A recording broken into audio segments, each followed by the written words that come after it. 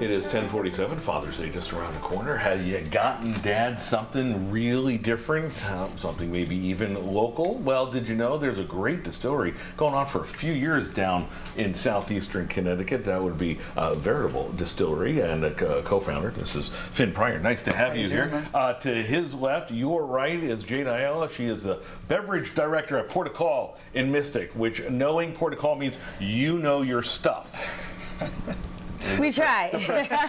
Yeah. Nice to have you both. We'll get to making the drinks in a second, but first, 5 years running, this has been a thing. And we always talk about Connecticut having a great wine trail and a great breweries everywhere. But the distilleries have history, don't they? Yeah, absolutely. Our sort of whole ethos is we try to make spirits as close to how they would have been made here in New England like 300 years ago, using all traditional and natural practices. So we're getting grain from the Thrall family right here in Hartford. We're making all things with botanicals that were sort of naturalized in Connecticut, or commonly traded a couple hundred years ago. So everything's really sort of local. Really are keeping it local. That's the key word there. Does that make it harder or easier when you're coming up with creative things to make? It's a choice, actually. We found it helps narrow the options. Well, I think that's a good way of putting it. Yeah. All right, I'll shift the conversation to you, Jane. You get these local drinks, or local stuff right there for you in Mystic. Yes. Does that enhance your creativity, or does it limit you too? No, absolutely.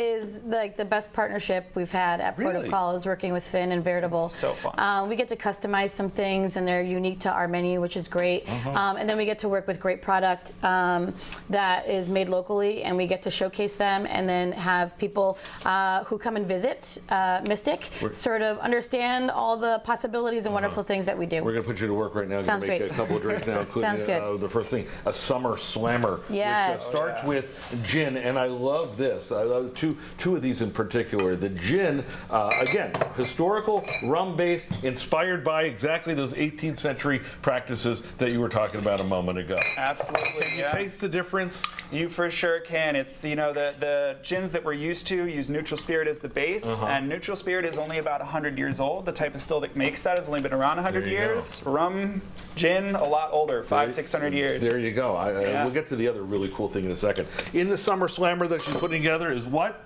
So starting off with the Veritable gin, I love this gin. We use it in our in our gimlets, just like house gimlets, or if we want to make something really special, we're doing a variation on a bee's knees here. So we're using fresh grapefruit juice, fresh lemon juice, and honey. You're going to find all these recipes, I believe, on your website there. We're going to put them yeah, great. And the limoncello adds like a really great sort of citrus note to it. Tangy. Yeah, sweet and tangy. We usually we call it a dirty dump in the biz, where we're allowed to put the ice cubes that are in the glass or in the tin into the glass. And then we're going to serve this on crushed ice. Yeah, by the way, in case you're wondering where they got the limoncello, that is one of the 4 things you have here. Take a look right over there. Yeah, there it is, the limoncello. All right, you're done with one drink, but I'm not giving you rest time. That's You go to the second one, which is a captain's coffee. And this is what I thought was cool. So let's do a little the coffee peel. has the Ship's Bill bourbon in it. Yes. Which is a blend of Kentucky bourbon and Connecticut single malt. Go ahead, you better explain that to me. Yeah, absolutely. So our primary output at the distillery actually is single malt, so Scotch, but we're not in Scotland. Right. So just barley, water, and yeast. That's taken time. It's aging. That's not out yet. We make this in the meantime with our friends at Bardstown Bourbon Company in Kentucky.